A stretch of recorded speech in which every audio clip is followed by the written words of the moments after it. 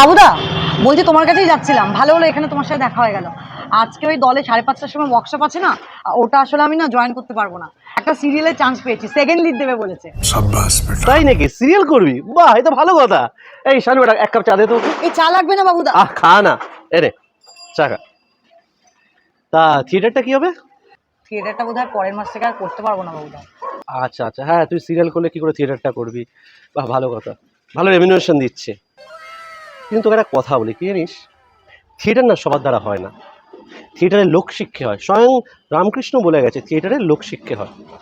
আর theatre সবার দ্বারা কেন হয় না জানিস? থিয়েটার করতে হলে প্যাশনেট হতে হয়, ডিসিপ্লিন হতে হয়। এই যে 15 বছর ধরে আমি যে দলটা চালাই, আমাকে এমনি চালাতে পেরেছি? আমাকে প্রচুর ডিসিপ্লিন হতে হয়েছে, প্রচুর প্যাশনেট হতে হয়েছে আমাকে। এই যে পূজা দুদিন আগে ছেড়ে দিল, কই তুই তো ছাড়লি না? কারণ তোর থিয়েটার করার একটা খিদে আছে। এই যে মঞ্চে নাটক করার পর তুই যে সম্মানটা পাস, যে হাততালিটা পাস, সেটা ভুলে যেতে পারবি?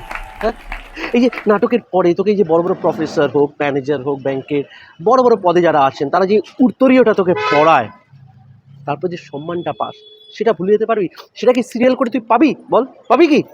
আর তাছাড়া এই যে সিরিয়ালের কথা বলছিস, সিরিয়ালের মেয়েরা করতে গেলেই তো জানিস তো কত বদনাম। হ্যাঁ, কিছু না করলেও বদনাম। তাহলে তুই এবার ভেবে বল যে তুই সম্মান নিয়ে বেঁচে থাকতে চাস, নাকি যেভাবে হোক টাকা কামাতে চাস? না বাবুদা, সম্মান নিয়ে বেঁচে থাকাটাই সবার আগে। তাহলে একটা কাজ কর, আজ 5:30টার সময় বিকেলে দলটা খুলিস। হ্যাঁ, আমার একটা কাজ আছে, আমি গেলাম। তুমি থাকবে না ওয়ার্কশপে? না রে, আমার একটা সিরিয়ালের শ্যুট আছে। তোরা 5:30টায় বসিস, আমি 9:30টার মধ্যে চলে আসবো।